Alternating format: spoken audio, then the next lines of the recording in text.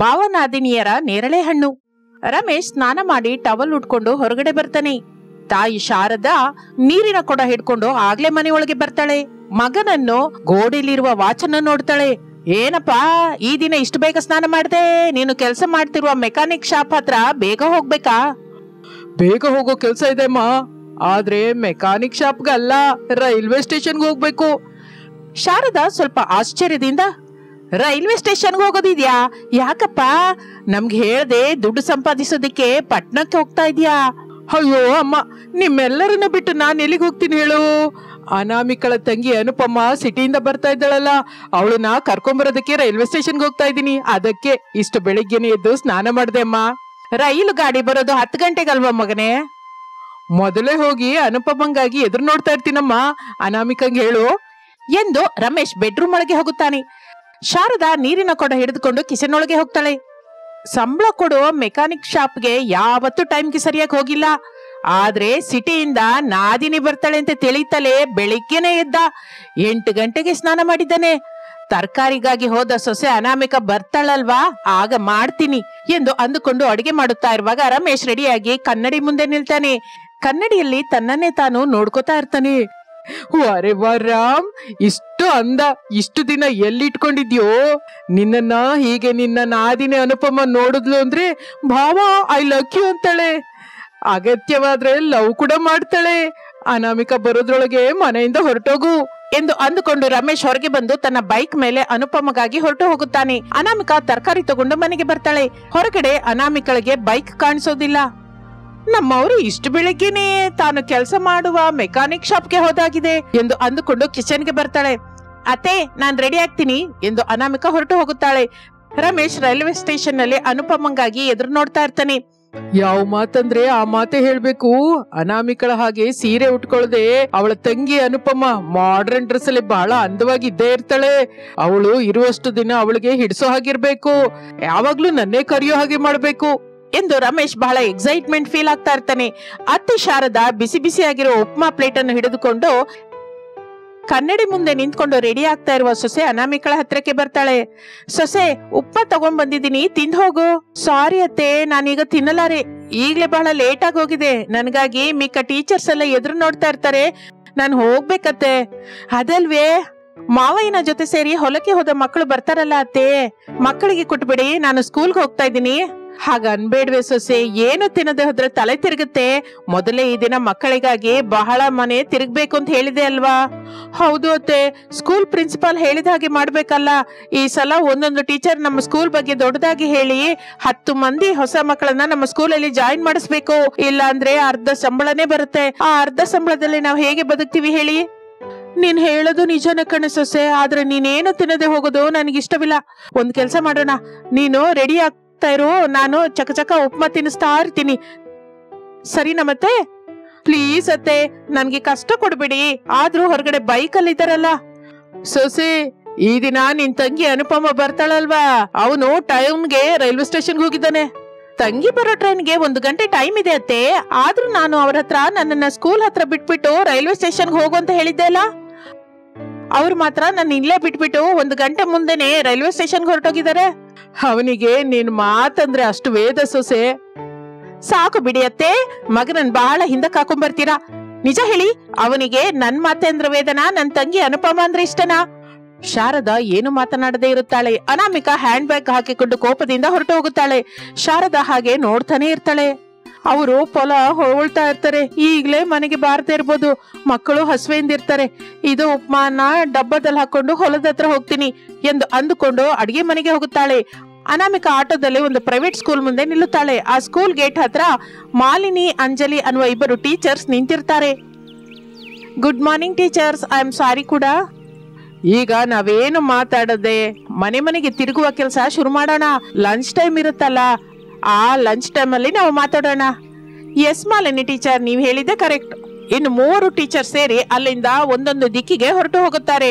ಹೊಲದ ಹತ್ತಿರ ನೀರಿನ ಪಂಪು ಹರಿತಾ ಇದ್ರೆ ಹರೀಶ್ ಬವೇರು ಆ ನೀರಿನಲ್ಲಿ ಆಡ್ಕೋತಾ ಇರ್ತಾರೆ.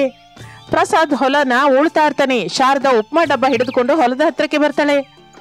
ಮಕ್ಕಳೇ, ನೀರಲ್ಲಿ ಆಡಿದ್ ಸಾಕು, ನಿಮ್ಗಾಗಿ ಉಪ್ಮಾ ತಗೊಂಡ್ಬಂದಿದ್ದೀನಿ, ತಿನ್ನುವಂತೆ ಬನ್ನಿ. ತಾತಯ್ಯನ ಕೂಡ ಕರಿ ಅಜ್ಜಿ. ಹೌದು ಅಜ್ಜಿ, ನಾವು ತಾತಯ್ಯನ ಜೊತೆನೆ ಸೇರಿ ತಿಂತೀವಿ, ಇಲ್ಲ ಅಂದ್ರೆ ಇಲ್ಲ. ಏನಯ್ಯ, ಮಕ್ಕಳ ಜೊತೆ ಸೇರಿ ಉಪ್ಮಾ ತಿನ್ನುವಂತೆ ಬಾ. ನಂಗೆ ಈಗ್ಲೇ ಬೇಡ ಶಾರದಾ, ನಾನು ಆಮೇಲೆ ತಿಂತೀನಿ ಹೊರತು ಮೊದ್ಲು ಮಕ್ಕಳಿಗೆ ಕೊಡು. ನೀನ್ ತಿಂದ್ರೆ ಮಕ್ಕಳು ತಿಂತಾರಂತೆ, ಇಲ್ಲ ಅಂದ್ರೆ ಬರಲ್ಲ ಅಂತಾರೆ. ನೀನ್ ಬಾರಯ್ಯ, ಮಕ್ಕಳಿಗಾಗಿ ಆದ್ರೂ ಬಂದು ಒಂದ್ ಸ್ವಲ್ಪ ತಿಂದು ಹೋಗು. ಪ್ರಸಾದ್ ಉಳುವುದನ್ನು ನಿಲ್ಲಿಸಿ ಮಕ್ಕಳ ಹತ್ರ ಬರ್ತಾನೆ. ಮಕ್ಕಳ ಜೊತೆ ಸೇರಿ ಹೊಲದ ದಡದಲ್ಲಿ ಕೂತ್ಕೋತಾನೆ. ಶಾರದಾ ಎಲ್ಲರಿಗೂ ಬಾಳೆ ಎಲೆಯಲ್ಲಿ ಉಪ್ಮಾ ಹಾಕಿ ಕೊಡ್ತಾಳೆ. ಎಲ್ಲರೂ ಸಂತೋಷದಿಂದ ಉಪ್ಮಾ ತಿಂತಾ ಇರ್ತಾರೆ. ರಮೇಶ್ ನೋಡುತ್ತಾ ಇರುವಾಗಲೇ ಟ್ರೈನ್ ಬಂದು ನಿಲ್ಲುತ್ತದೆ.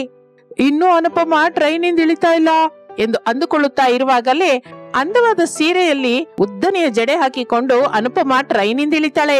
ರಮೇಶ್ ಸ್ವಲ್ಪ ಶಾಂತವಾದ ಮುಖವಿಟ್ಟು ಅನಾಮಿಕಳಿಗಿಂತ ಅಂದವಾಗಿದ್ದಾಳೆ ಅಂತ ಫೀಲ್ ಆಗ್ತಾನೆ. ಅನುಪಮಳನ್ನು ಬೈಕ್ ಮೇಲೆ ಹತ್ತಿಸ್ಕೊಂಡು ಮನೆ ಕಡೆ ಹೋಗ್ತಾ ಇರ್ತಾನೆ. ಅನುಪಮ, ನಾನು ಬೈಕ್ ನ ಸ್ಪೀಡ್ ಆಗಿ ಡ್ರೈವ್ ಮಾಡ್ತೀನಿ, ನಾನು ಗಟ್ಟಿಯಾಗಿ ಹಿಡ್ಕೋ. ಹಾಗೆ ಬಾವ. ಅನುಪಮ ರಮೇಶ್ ನನ್ನು ಗಟ್ಟಿಯಾಗಿ ಹಿಡ್ಕೋತಾಳೆ. ರಮೇಶ್ ಸಂತೋಷ ಪಡುತ್ತಾ ಬೈಕ್ ಅನ್ನ ಮುಂದಕ್ಕೆ ನಡೆಸ್ತಾ ಇರ್ತಾನೆ. ಅನಾಮಿಕಾ ಒಂದೊಂದು ಮನೆಗೂ ಹೋಗಿ ತನ್ನ ಸ್ಕೂಲ್ ಬಗ್ಗೆ ಹೇಳುತ್ತಾ ಓದಿಕೊಳ್ಳುವ ಮಕ್ಕಳ ಹೆಸರು ಬರ್ಕೋತಾ ಇರ್ತಾಳೆ. ಇನ್ನು ರಮೇಶ್ ಅನುಪಮನ ಕರ್ಕೊಂಡು ಮನೆಗೆ ಬರ್ತಾನೆ. ಮನೆಗೇನೋ ಬೀಗ ಹಾಕಿರುತ್ತೆ. ಮನೆಗೆ ಬೀಗ ಹಾಕಿದೆ ಯಾಕೆ ಬಾವ? ಅನು, ನಿಮ್ಮಕ್ಕ ಅನಾಮಿಕಾ ಸ್ಕೂಲ್ ಟೀಚರ್ ಅಲ್ವಾ, ಸ್ಕೂಲ್ಗೆ ಹೋಗಿದ್ದಾಳೆ. ಇನ್ನು ಅಪ್ಪ ಅಮ್ಮ ಮಕ್ಕಳನ್ನ ಕರ್ಕೊಂಡು ಹೊಲದ ಹತ್ರ ಹೋಗಿರ್ತಾರೆ. ಈಗ ಮನೆಯಲ್ಲಿ ನಾವೇ ಇರ್ತೀವಿ, ಇಬ್ರು ಹಾಯಾಗಿ ಮಾತಾಡ್ಕೋಬಹುದು. ಬಾವ, ನಾವು ಕೂಡ ಹೊಲದ ಹತ್ರ ಹೋಗೋಣವಾ? ಮನೆ ಹತ್ರ ನಾವಿಬ್ರು ಏನ್ ಮಾಡೋಣ? ಹಾಯಾಗಿ ಇಬ್ರು ಸೇರಿ ಅಂತ್ಯಾಕ್ಷರಿ ಆಡ್ಕೊಳ್ಳೋಣ. ನಾನು ಇಲ್ಲ ಬಾವ, ನಾನಂತೂ ಹೊಲದ ಹತ್ರ ಹೋಗ್ತೀನಿ. ನೀನ್ ಬಂದ್ರೆ ಬಾ, ಇಲ್ಲ ಅಂದ್ರೆ ಇಲ್ಲ. ಬರ್ತೀನಿ ಬಿಡು, ನಿಂತ್ಕೋ. ಅನುಪಮ ಲಗೇಜ್ ಅನ್ನು ಮನೆ ಹತ್ರ ಇಟ್ಟು ಅನುಪಮಳನ್ನ ಬೈಕ್ ಮೇಲೆ ಹತ್ತಿಸ್ಕೊಂಡು ಹೊಲದ ಹತ್ರ ಹೋಗ್ತಾನೆ. ಶಾರದಾ ಪ್ರಸಾದ್ ಮಕ್ಕಳು ಅನುಪಮಳ ಜೊತೆ ಪ್ರೇಮದಿಂದ ಮಾತನಾಡ್ತಾ ಇರ್ತಾರೆ. ಅನು, ನಾವು ಹಾಗೆ ಬೈಕ್ ಮೇಲೆ ಕೆರೆ ಕಟ್ಟೆ ಮೇಲೆ ಹೋಗ್ತಾ ಹೊಲನೆಲ್ಲ ನೋಡೋಣ ಬಾ. ನಾನು ಎಲ್ಲಿಗೂ ಬರಲ್ಲ ಬಾವ, ಇಲ್ಲೇ ಮಕ್ಕಳ ಜೊತೆ ಇರ್ತೀನಿ. ಬಾ ಚಿಕ್ಕಮ್ಮ, ನಾವು ನೇರಳೆ ಹಣ್ಣು ಕೊಯ್ಬೋದು. ಹೌದು ಚಿಕ್ಕಮ್ಮ, ನೇರಳೆ ಹಣ್ಣನ್ನ ಕೊಯ್ಕೊಳ್ಳೋಣ. ಅವುಗಳನ್ನ ತಿಂತಾ ಇದ್ರೆ ತುಂಬಾ ರುಚಿಯಾಗಿರುತ್ತೆ. ಬನ್ನಿ ಮಕ್ಕಳೇ. ಮಕ್ಕಳನ್ನು ಕರೆದುಕೊಂಡು ನೇರಳೆ ಹಣ್ಣಿನ ಮರದ ಹತ್ರಕ್ಕೆ ಬರ್ತಾಳೆ. ನೇರಳೆ ಹಣ್ಣು ಮೇಲಕ್ಕಿರುತ್ತದೆ. ಮಕ್ಕಳಿಗೆ ಅನುಪಮಗೆ ಅವು ಸಿಕ್ಕೋದಿಲ್ಲ. ಮಕ್ಕಳು ಅನುಪಮ ಎಗರಿ ಕೀಳ್ಬೇಕು ಅಂತ ನೋಡ್ತಾ ಇರ್ತಾರೆ. ಆದ್ರೆ ಎಷ್ಟು ಪ್ರಯತ್ನ ಮಾಡಿದ್ರು ಅದು ಸಿಕ್ಕುವುದಿಲ್ಲ. ರಮೇಶ್ ಅವ್ರ ಹತ್ರ ಬರ್ತಾನೆ. ಅನು, ನೀನ್ ಎಷ್ಟು ಕಷ್ಟಪಟ್ರು ನೇರಳೆ ಹಣ್ಣು ಕೊಯ್ಯಕ್ಕಾಗಲ್ಲ, ನಾನ್ ಎತ್ಕೋತೀನಿ, ನೀನು ಆ ನೇರಳೆ ಹಣ್ಣು ಕೊಯ್ಯಿ, ಎಲ್ರು ತಿನ್ನೋಣ. ಸರಿ ಬಾವ, ಬಂದು ಎತ್ಕೋ. ರಮೇಶ್ ಹ್ಯಾಪಿಯಾಗಿ ಫೀಲ್ ಆಗುತ್ತಾ ಅನುಪಮಳನ್ನ ಎತ್ಕೋತಾನೆ. ಅನುಪಮ ನೇರಳೆ ಹಣ್ಣು ಕೊಯ್ತಾ ಇರ್ತಾಳೆ. ಆಗಲೇ ಅಲ್ಲಿಗೆ ಅನಾಮಿಕಾ ಬರ್ತಾಳೆ. ಬಾವ ನಾದಿನಿಯರ ನೇರಳೆ ಹಣ್ಣನ್ನ ನೋಡ್ತಾಳೆ. ಕೋಪದಿಂದ ತಂಗಿ ಎಂದು ಗಟ್ಟಿಯಾಗಿ ಅರ್ಚುತ್ತಾಳೆ. ರಮೇಶ್ ಅನಾಮಿಕಳನ್ನು ನೋಡಿ ಭಯದಿಂದ ಅನುಪಮಳನ್ನ ಕೆಳಗೆ ಬಿಡ್ತಾನೆ. ಅನುಪಮ ಕೆಳಗೆ ಬೀಳ್ತಾಳೆ. ಗಟ್ಟಿಯಾಗಿ, ಅಕ್ಕ ನೋವು, ಕಾಲು ಹಿಡಿದ ಹಾಗಿದೆ. ಅನಾಮಿಕಾ ರಮೇಶ್ನನ್ನು ಕೋಪದಿಂದ ನೋಡ್ತಾ, ಮೆಕ್ಯಾನಿಕ್ ಶಾಪ್ಗೆ ಯಾವತ್ತೂ ಟೈಮ್ಗೆ ಹೋಗಿಲ್ಲ? ನನ್ನ ತಂಗಿ ಬರ್ತೀನಿ ಅಂತಲೇ. ಶಾರದಾ ಮಧ್ಯದಲ್ಲಿ ಸೇರ್ಕೊಂಡು, 7 ಗಂಟೆಗಿದ್ದು 8 ಗಂಟೆಗೆ ಸ್ನಾನ ಮಾಡ್ಕೊಂಡು ರೈಲ್ವೆ ಸ್ಟೇಷನ್ಗೆ ಹೋಗಿದ್ದಾನೆ. ನನ್ನನ್ನ ಸ್ಕೂಲ್ ಹತ್ರ ಬಿಟ್ಟ ಮೇಲೆ ಅಲ್ವಾ ನಿಮ್ಮನ್ನ ರೈಲ್ವೆ ಸ್ಟೇಷನ್ಗೆ ಹೋಗಿ ನನ್ನ ತಂಗಿನ ಮನೆ ಕರ್ಕೊಂಬ ಅಂತ ಹೇಳಿದ್ದೆ. ನೀವು ಮಾತ್ರ ನನ್ನ ಮನೆ ಹತ್ರನೇ ಬಿಟ್ಬಿಟ್ಟು ನನ್ನ ತಂಗಿಗಾಗಿ ರೈಲ್ವೆ ಸ್ಟೇಷನ್ಗೆ ಹೋಗಿದ್ದಿ. ರಮೇಶ್ ಏನು ಮಾತನಾಡದೆ ತಲೆ ತಗ್ಗಿಸ್ಕೊಂಡಿರ್ತಾನೆ. ನೀವು ಭಾವನಾದಿನಿಯರಿಗೆ ಏನ್ ಶಿಕ್ಷೆ ಕೊಡ್ಬೇಕೋ ನಂಗೆ ಚೆನ್ನಾಗಿ ಗೊತ್ತು.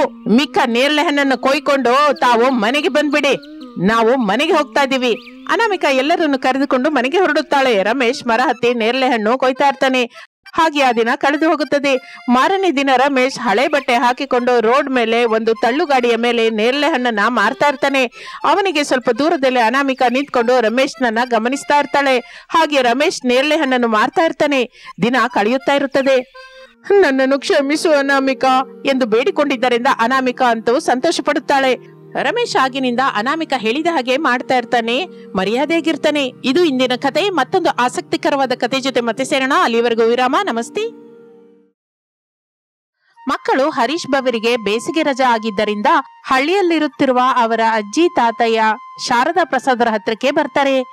ಅನಾಮಿಕಾ ರಮೇಶರು ಕೂಡ ಅವರ ಜೊತೆ ಇರ್ತಾರೆ. ಮಗನನ್ನು, ಸೊಸೆಯನ್ನು, ಮೊಮ್ಮಗ ಮೊಮ್ಮಗಳನ್ನು ನೋಡಿ ಶಾರದಾ ಪ್ರಸಾದರ ಮನಸ್ಸು ಎಷ್ಟೋ ಸಂತೋಷಿಸುತ್ತೆ. ಅಜ್ಜಿ ನನ್ನೆತ್ಕೋ. ಶಾರದಾ ಸಂತೋಷ ಪಡುತ್ತಾ ಹರೀಶ್ನನ್ನು ಎತ್ಕೋತಾಳೆ. ತಾತಯ್ಯ ನೀನ್ ನನ್ನೆತ್ಕೋ. ಪ್ರಸಾದ್ ಕೂಡ ಸಂಭ್ರಮ ಪಡುತ್ತಾ ಭವ್ಯಳನ್ನು ಎತ್ತಿಕೊಳ್ಳುತ್ತಾನೆ. ರಮೇಶ್ ಸೋಫಾದಲ್ಲಿ ಕುತ್ಕೋತಾನೆ. ಅತ್ತೆ, ತೆಂಗಿನ ಮರ, ಹಲಸಿನ ಮರ, ಪಪ್ಪಾಯಿ ಮರ ಇದೆಲ್ಲ ಹೇಗಿದೆ? ನಿಮ್ಮ ಅಮ್ಮನ ಹೊಟ್ಟೆ ಹೊಡಿಯ?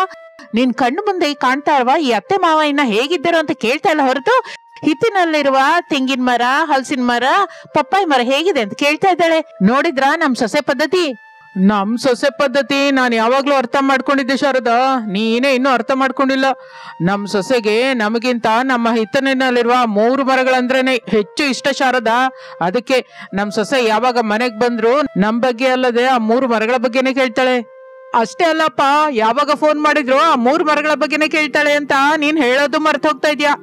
ಸಾಕು ಬಿಡಿ, ಅದನ್ನ ಕೇಳು ಅಂತ ಹೇಳಿದ್ಯಾರು ಎಂದು ಅನಾಮಿಕಾ ಲಗೇಜ್ ಬ್ಯಾಗ್ ಅನ್ನು ತೆಗೆದುಕೊಂಡು ಅವರ ಬೆಡ್ರೂಮ್ ಒಳಗೆ ಹೋಗುತ್ತಾಳೆ. ಅಜ್ಜಿ, ಈಗ ನಮಗೆ ಸಮ್ಮರ್ ಹಾಲಿಡೇಸ್ ಬಂದಿದೆ. ಈ ಸಮ್ಮರ್ ಎಲ್ಲ ನಾವಿಲ್ಲೇ ಇರ್ತೀವಿ.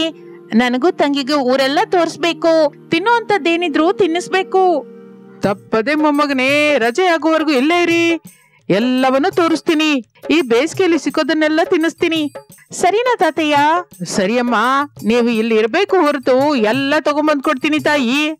ಹಾಲಲ್ಲಿ ಕೂತ್ಕೊಂಡ ರಮೇಶ್ ಆ ಮಾತನ್ನು ಕೇಳಿ, ಅಮ್ಮ, ಅಪ್ಪ, ಅವರಿಗೆ ನೀವಷ್ಟು ಸುಮಾರಾಗಿ ಮಾತು ಕೊಡ್ಬೇಡಿ. ಅವರ ಸಂಗತಿ ನಿಮ್ಗೆ ಗೊತ್ತಿಲ್ಲ. ಹೀಗೆ ಪ್ರೇಮದಿಂದ ಮುದ್ದಾಗಿ ಮಾತಾಡ್ತಾ ಬಹಳ ಖರ್ಚು ಮಾಡಿಸ್ತಾರೆ. ಇನ್ನು ನಿಮ್ಮಿಷ್ಟ. ಭವ್ಯ ಸೊಟ್ಟ ಮುಖ ಇಟ್ಕೊಂಡು, ನೋಡು ತಾತಯ್ಯ, ಡ್ಯಾಡಿ ಹೇಗಂತಿದ್ದಾನೆ ಅನ್ನುತ್ತಾಳೆ. ನಿನ್ ಡ್ಯಾಡಿ ಮತ್ತೆ ಇಲ್ಲಿ ಯಾರು ಕೇಳಲ್ಲಮ್ಮ. ನೀನು ನಾನು ಅಜ್ಜಿ ಅಣ್ಣಯ್ಯ ನಾವೇ ಮಾತಾಡ್ಕೊಂಡು ಈ ರಜೆನ ಫುಲ್ ಆಗಿ ಎಂಜಾಯ್ ಮಾಡೋಣ. ಅಷ್ಟೇ ಕಣ್ರಿ, ನಾವು ಒಂದು ಎಂದು ಹೇಳುತ್ತಾ ಇರುವಾಗ ಅನಾಮಿಕಾ ಅವರ ಹತ್ರಕ್ಕೆ ಬರ್ತಾಳೆ. ಅತ್ತೆ, ಅಡಿಗೆ ಏನ್ ಮಾಡಿದೀರಾ? ನೀವು ಬರ್ತೀರಾ ಅಂತ ಗೊತ್ತಿಲ್ವಲ್ಲ ಸೊಸೆ, ಅದಕ್ಕೆ ಸ್ಪೆಷಲ್ ಆಗಿ ಏನು ಮಾಡಿಲ್ಲ. ನಾನು ನಿಮ್ ಮಾವಯ್ಯ ಅಲ್ಲ ಅಂತ ನೆನ್ನೆ ಮಾಡಿದ ಸೌತೆಕಾಯಿ ಪಚ್ಚಡಿ ಜೊತೆ ಸರಿ ಮಾಡ್ಕೊಂಡ್ವಿ. ಆ ಪಚ್ಚಡಿ ಕೂಡ ಆಗಿ ಹೋಗಿರೋ ಹಾಗಿದೆ ಸೊಸೆ. ಸರಿ ಬಿಡಿ ಮಾವಯ್ಯ, ನಾನ್ ಬಂದಿದ್ದೀನಲ್ಲ, ಏನೋ ಒಂದು ಮಾಡ್ತೀನಿ. ಅತ್ತೆ, ತರಕಾರಿ ಏನೆಲ್ಲ ಇದೆ ಮನೆಯಲ್ಲಿ? ಏನು ಇಲ್ಲ ಸೊಸೆ, ಆ ಕೆಂಪು ಬೇಳೆ, ಟೊಮೊಟೊ, ಹಸಿಮೆಣಸಿನ್ಕಾಯಿ ಕೂಡ ಇದೆ. ಸರಿ ಬಿಡಿ ಅತ್ತೆ, ಟೊಮೊಟೊ ಪಪ್ಪು ಮಾಡ್ತೀನಿ. ಅಮ್ಮ ಸೊಸೆ, ಈರುಳ್ಳಿ ಅಲ್ದೆ ಬೆಳ್ಳುಳ್ಳಿ ಹಾಕಮ್ಮ. ಪಪ್ಪು ಇನ್ನೂ ಚೆನ್ನಾಗಿರುತ್ತೆ. 2 ತುತ್ತು ಅನ್ನ ಹೆಚ್ಚಾಗಿ ತಿಂತೀನಿ. ಸರಿ ಮಾವಯ್ಯ. ಅನಾಮಿಕಾ ಕಿಚನ್ ಒಳಗೆ ಹೋಗುತ್ತಾಳೆ. ಶಾರದಾ ಪ್ರಸಾದರು ಮಕ್ಕಳನ್ನು ಎತ್ತಿಕೊಂಡು ಹಿತ್ತಲಿಗೆ ಬರುತ್ತಾರೆ. ಮಕ್ಕಳಿಗೆ ಹಿತ್ತಲಿನಲ್ಲಿ ತೆಂಗಿನ ಮರ ಕಾಣಿಸುತ್ತೆ. ಹಲಸಿನ ಮರ, ಪಪ್ಪಾಯಿ ಮರದ ಜೊತೆ ಅಲ್ಲಿ ಕೆಲವು ಹೂ ಗಿಡಗಳು ಕಾಣಿಸುತ್ತದೆ. ಅವನ್ನು ನೋಡುತ್ತಲೇ ಬಹಳ ಸಂತೋಷವೆನಿಸುತ್ತದೆ ಅವರಿಗೆ. ತಾತಯ್ಯ, ನಂಗೆ ಎಳ್ನೀರ್ ಬೇಕು. ತಾತಯ್ಯ, ನಾನು ಕೂಡ ಎಳ್ನೀರ್ ಕುಡಿತೀನಿ. ಸರಿ ಕಣ್ರೋ ಮಕ್ಕಳು, ನೀವಿಬ್ರು ಇಲ್ಲೇ ಇರಿ. ನಾನು ಹೋಗಿ ತೆಂಗಿನಕಾಯಿ ಕೀಳ್ತೀನಿ. ಭವ್ಯನನ್ನು ಇಳಿಸುತ್ತಾನೆ. ಅಜ್ಜಿ, ನನ್ ಕೂಡ ಇಳಿಸು. ಶಾರದಾ ಹರೀಶ್ನನ್ನು ಇಳಿಸುತ್ತಾಳೆ. ಪ್ರಸಾದ್ ತೆಂಗಿನ ಮರಕ್ಕೆ ಏಣಿ ಹಾಕುತ್ತಾನೆ. ಏಣಿ ಹತ್ತಿ ತೆಂಗಿನಕಾಯಿಯನ್ನು ಕೀಳುತ್ತಾನೆ. ಮಕ್ಕಳು ಕೆಳಗೆ ಬಿದ್ದ ಎಳನೀರನ್ನು ಎತ್ತುಕೊಂಡು ಬಹಳ ಸಂತೋಷ ಪಡುತ್ತಾರೆ. ಪ್ರಸಾದ್ ಏಣಿಯಿಂದ ಕೆಳಗಿಳಿದು ಮಕ್ಕಳು ಕುಡಿಯೋದಕ್ಕೆ ಎಳನೀರನ್ನು ಹೊಡೆಯುತ್ತಾನೆ.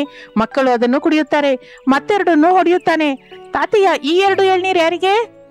ಮೊಮ್ಮಗನೇ, ನೀನ್ ಹೋಗಿ ಈ ಎಳ್ನೀರನ್ನ ನಿಮ್ಮ ಅಪ್ಪಂಗ್ ಕೊಡು. ಅಮ್ಮ ಭವ್ಯ, ನೀನು ತಗೊಂಡೋಗಿ ನಿಮ್ಮ ಅಮ್ಮಂಗ್ ಕೊಡು. ಇಬ್ಬರಿಗೂ ಕೂಡ ನಮ್ಮನೆ ಎಳ್ನೀರಂದ್ರೆ ತುಂಬಾ ಇಷ್ಟ. ಮನೆಗೆ ಬಂದಾಗೆಲ್ಲ ಇಬ್ಬರು ಎಳ್ನೀರು ಕುಡಿಯದೆ ಹೋಗೋರೇ ಅಲ್ಲ.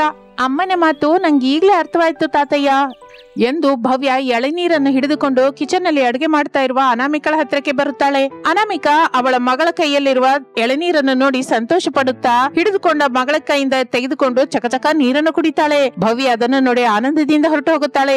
ಹರೀಶ್ ಎಳನೀರನ್ನು ತೆಗೆದುಕೊಂಡು ಹಾಲ್ನಲ್ಲಿರುವ ರಮೇಶನ ಹತ್ರಕ್ಕೆ ಬರ್ತಾನೆ. ರಮೇಶ್ ಕೂಡ ಅಷ್ಟೇ ತನ್ನ ಮಗನ ಕೈಯಲ್ಲಿರುವ ಎಳನೀರನ್ನು ನೋಡಿ ಸಂತೋಷ ಪಡುತ್ತಾ ಚಕಚಕ ಎಳನೀರನ್ನು ಕುಡಿಯುತ್ತಾನೆ.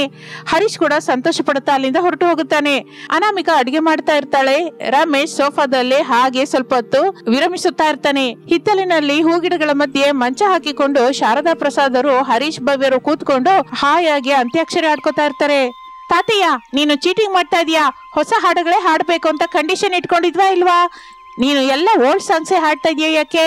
ಹೀಗಾದ್ರೆ ನಾನು ತಂಗಿ ಡ್ರಾಪ್ ಆಗಿ ಹೋಗ್ತೀವಿ. ಹೌದು ತಾತಯ್ಯ, ನೀನು ಚೀಟಿಂಗ್ ಮಾಡ್ತಾ ಇದೀಯಾ. ಆದ್ರೂ ತಾತಯ್ಯ, ನಿಂಗೆ ಹೊಸ ಹಾಡುಗಳು ಬರಲ್ವಾ? ಯಾವಾಗ ನೋಡಿದ್ರು ಓಲ್ಡ್ ಸಾಂಗ್ಸೇ ಹಾಡ್ತಾ ಇರ್ತೀಯಾ? ನನಗೆ ಬರಲ್ಲಮ್ಮ. ಯಾಕೆ ಬರಲ್ಲ ತಾತಯ್ಯ? ನೀನ್ ಸಿನಿಮಾ ನೋಡಲ್ವಾ? ಇಲ್ಲಿ ಥಿಯೇಟರ್ಸ್ ಇಲ್ವಾ? ಮಲ್ಟಿಪ್ಲೆಕ್ಸ್ ಕೂಡ ಇಲ್ವಾ ತಾತಯ್ಯ? ಅಂತದ್ದು ನಮ್ಮೂರಲ್ಲಿ ಇಲ್ಲ ತಾಯಿ. ಟೌನ್ ಅಲ್ಲಂತೂ ಇರುತ್ತೆ. ನಾನು ಯಾವಾಗ್ಲೂ ಟೌನ್ಗೆ ಹೋದ್ರು ಕೆಲ್ಸದ ಮೇಲೆ ಹೋಗ್ತೀನಿ.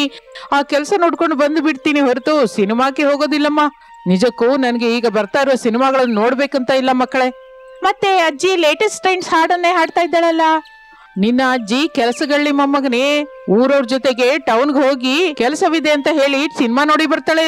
ಅಷ್ಟೇ ಅಲ್ಲ, ಟಿವಿಯಲ್ಲಿ ಯಾವಾಗ ನೋಡಿದ್ರು ಹಾಡುಗಳೇ ಕೇಳ್ತಾ ಇರ್ತಾಳೆ. ನಾನೇನೋ ಹಳೆ ಹಾಡು ಹಾಕು ಅಂತ ಹೇಳ್ತೀನಾ, ನಿಮ್ಮ ಅಜ್ಜಿ ಹಾಕೋಲ್ಲ ಎಂದು ಹೇಳುತ್ತಾ ಇರುವಾಗ ಅನಾಮಿಕಾ ಅವರ ಹತ್ರಕ್ಕೆ ಬರ್ತಾಳೆ. ಅತ್ತೆ, ಮಾವಯ್ಯ, ಮಕ್ಕಳೇ, ಅಡಿಗೆ ರೆಡಿಯಾಗಿದೆ, ತಿನ್ನುವಂತೆ ಬನ್ನಿ. ಎಲ್ಲರೂ ಮನೆಯೊಳಗೆ ಬರುತ್ತಾರೆ. ಅನಾಮಿಕಾ ರಮೇಶನ ಹತ್ರಕ್ಕೆ ಬಂದು ನಿದ್ರೆಯಿಂದ ಬಿಸುತ್ತಾಳೆ. ಎಲ್ಲರೂ ಕೂತ್ಕೊಂಡು ಟೊಮೊಟೊ ಪಪ್ಪನಿಂದ ಹೊಟ್ಟೆ ತುಂಬಾ ತಿನ್ನುತ್ತಾರೆ. ಅಮ್ಮ ಸೊಸೆ, ಟೊಮೊಟೊ ಪಪ್ಪು ತುಂಬಾ ಚೆನ್ನಾಗಿ ಮಾಡಿದ್ಯಾ ತಾಯಿ. ತುಂಬಾ ದಿನದ ನಂತರ ಮತ್ತೆ ಹೊಟ್ಟೆ ತುಂಬಾ ತಿಂದೆ ಅಮ್ಮ. ಹೌದು ಸೊಸೆ, ಬಹಳ ಚೆನ್ನಾಗಿ ಮಾಡಿದ್ಯಾ ಎಂದು ಎಲ್ಲರೂ ಅನಾಮಿಕಳ ಅಡಿಗೆಯನ್ನು ಮೆಚ್ಚಿಕೊಳ್ಳುತ್ತಾರೆ. ಅನಾಮಿಕಾ ಸಂತೋಷ ಪಡುತ್ತಾಳೆ. ಆ ದಿನ ಸಾಯಂಕಾಲ ಎಲ್ಲರೂ ಸೇರಿ ಹೊಲದ ದಡದಲ್ಲಿರುವ ಮರದ ಹತ್ರಕ್ಕೆ ಬರ್ತಾರೆ. ಮರದ ನೆರಳು ಅವರಿಗೆ ಬಹಳ ಹಾಯಾಗಿ ತಣ್ಣಗೆ ಅನಿಸುತ್ತದೆ. ಅಲ್ಲಿ ಆ ಮರಗೆ ಕಟ್ಟಿದ 2 ಉಯ್ಯಾಲೆ ಕಾಣಿಸುತ್ತದೆ ಮಕ್ಕಳಿಗೆ. ಹರೀಶ್ ಭವೆ ಇಬ್ಬರು ಆ ಉಯ್ಯಾಲೆಯಲ್ಲಿ ತೂಗುತ್ತಾ ಇರುತ್ತಾರೆ. ಶಾರದಾ ಪ್ರಸಾದರು ಅವರನ್ನ ತೂಗುತ್ತಾ ಇರ್ತಾರೆ. ಅನಾಮಿಕಾ ರಮೇಶರು ಆ ಮರದ ಕೆಳಗೆ ಒಂದ್ ಕಡೆ ಕೂತ್ಕೊಂಡು ಹಾಯಾಗಿ ಮಾತಾಡ್ಕೊತಾ ಇರ್ತಾರೆ. ಸ್ವಲ್ಪ ಸಮಯದ ನಂತರ ಭವ್ಯ ಅಲ್ಲಿಗೆ ಬರುತ್ತಾಳೆ. ಮಮ್ಮಿ, ಡ್ಯಾಡಿ, ಉಯ್ಯಾಲೆ ಹತ್ರಕ್ಕೆ ಬನ್ನಿ. ಅಜ್ಜಿ ತಾತಯ್ಯ ಇದ್ದಾರಲ್ಲ ಭವ್ಯ, ಅವ್ರ ಜೊತೆ ಆಡ್ಕೊಳ್ಳಿ ಹೋಗಿ. ನಮ್ಮ ಆಟ ಆಗಿ ಹೋಯ್ತು ಮಮ್ಮಿ, ಈಗ ನಿಮ್ಮ ಆಟ ಇದೆ. ನಮ್ಮಾಟ ಏನು ತಾಯಿ? ನೀವ್ ಅಲ್ಲಿಗೆ ಬನ್ನಿ ಡ್ಯಾಡಿ, ಬಂದ್ರೆ ನಿಮ್ಗೆ ಅರ್ಥವಾಗುತ್ತೆ. ಅನಾಮಿಕಾ ರಮೇಶರು ಸೇರಿ ಉಯ್ಯಾಲೆ ಹತ್ರಕ್ಕೆ ಬರ್ತಾರೆ. ಮಮ್ಮಿ, ಒಂದು ಉಯ್ಯಾಲೆ ಮೇಲೆ ಅಜ್ಜಿ ಕುತ್ಕೋತಾಳೆ, ನೀನ್ ತೂಗ್ಬೇಕು. ಮತ್ತೊಂದು ಉಯ್ಯಾಲೆ ಮೇಲೆ ತಾತಯ್ಯ ಕುತ್ಕೋತಾರೆ, ಅಪ್ಪ ತೂಗ್ತಾನೆ. ಈ ಆಟಕ್ಕೆ ಹೆಸರು ಅತ್ತೆ ಸೊಸೆಯರು ವರ್ಸಸ್ ತಂದೆ ಮಗ. ಹೇಗಿದೆ? ಎಲ್ಲರೂ ಮೆಚ್ಚಿಕೊಳ್ಳುತ್ತಾರೆ. ಮಕ್ಕಳು ಸಂತೋಷ ಪಡುತ್ತಾ ಇದ್ದಾರೆ ಎಂದು ಶಾರದಾ ಉಯ್ಯಾಲೆ ಮೇಲೆ ಕುತ್ಕೋತಾಳೆ. ಆ ಉಯ್ಯಾಲೆ ಅನಾಮಿಕಾ ತೂಗುತ್ತಾ ಇರ್ತಾಳೆ. ಪ್ರಸಾದ್ ಮತ್ತೊಂದು ಉಯ್ಯಾಲೆ ಮೇಲೆ ಕುತ್ಕೋತಾನೆ. ರಮೇಶ್ ತೂಗ್ತಾ ಇರ್ತಾನೆ. ಶಾರದಾ ಪ್ರಸಾದರಿಗೆ ಹಾಗೆ ಉಯ್ಯಾಲೆ ಮೇಲೆ ತೂಗುತ್ತಾ ಇದ್ದರೆ ಅವರು ಪ್ರೇಮಿಸಿಕೊಂಡ ದಿನಗಳು ಜ್ಞಾಪಕಕ್ಕೆ ಬರುತ್ತದೆ. ಇಬ್ಬರು ನಾಚಿಕೆ ಪಡುತ್ತಾ ಒಬ್ಬರನ್ನೊಬ್ಬರು ನೋಡ್ಕೋತಾ ಇರ್ತಾರೆ. ಮಕ್ಕಳು ಆಗ ನಿಜವಾದ ಬಾಂಬು ಹೊಡಿಸುತ್ತಾರೆ. ಮಮ್ಮಿ, ಡ್ಯಾಡಿ, ನಾನು ತಂಗಿ ಹೇಳೋದು ಜಾಗೃತಿಯಾಗಿ ಕೇಳಿ. ಅನಾಮಿಕಾ ರಮೇಶರು ಮಕ್ಕಳನ್ನು ನೋಡ್ತಾ ಇರ್ತಾರೆ. ಮಮ್ಮಿ, ನೀನು ನಿಧಾನವಾಗಿ ತೂಗಿದ್ರೆ ಡ್ಯಾಡಿ ಕಾರ್ ಕೊಂಡ್ಕೊಳ್ಳೋದಕ್ಕೆ ಪರ್ಮಿಷನ್ ಕೊಡ್ಬೇಕು. ರಮೇಶ್ ಸಂತೋಷ ಪಡುತ್ತಾನೆ. ಡ್ಯಾಡಿ, ನೀನು ನಿಧಾನವಾಗಿ ತೂಗಿದ್ರೆ ಮಮ್ಮಿ ಕೇಳಿದ 7 ವರಹದ ಒಡವೆಗಳು ಮಾಡಿಸ್ಬೇಕು. ಆ ಮಾತನ್ನು ಕೇಳಿ ಅನಾಮಿಕಾ ಸಂತೋಷ ಪಡುತ್ತಾಳೆ. ಈಗ ಇಬ್ಬರು ಸೇರಿ ಇಬ್ಬರನ್ನು ತೂಗೋದಕ್ಕೆ ಶುರು ಮಾಡಿ ಎಂದು ಮಕ್ಕಳು ಹೇಳುತ್ತಾಳೆ. ಅಮ್ಮ, ಎಂತ ಪರಿಸ್ಥಿತಿಯಲ್ಲೂ ನಾನು ಸೋತೋಗಲ್ಲ, ಅವ್ರಿಗೆ ಕಾರನ್ನ ಕೊಂಡ್ಕೊಳ್ಳೋದಕ್ಕೆ ಬಿಡಲ್ಲ ಎಂದು ಗಟ್ಟಿಯಾಗಿ ತೂಗೋದಕ್ಕೆ ಶುರು ಮಾಡುತ್ತಾಳೆ. ರಮೇಶ್ ಕೂಡ ಅಷ್ಟೇ. 7 ವರಹದ ಒಡವೆಗಳಂದ್ರೆ ಮಾಮೂಲಿ ವಿಷಯ ಅಲ್ಲ. ಈಗ ಮೊದಲೇ ಬಂಗಾರದ ರೇಟು ಅಧಿಕವಾಗಿದೆ. ಅಂತ ಅಧಿಕ ದರದಲ್ಲಿ ನಾನೇನು ಕೊಂಡ್ಕೊಳ್ಳಾರೆ. ಆ ದರವನ್ನ ತಡ್ಕೊಳ್ಳೋದು ಕೂಡ ತುಂಬಾ ಕಷ್ಟ ಅಂದುಕೊಳ್ಳುತ್ತಾ ಉಯ್ಯಾಲೆ ಗಟ್ಟಿಯಾಗಿ ತೂಗುತ್ತಾ ಇರ್ತಾನೆ.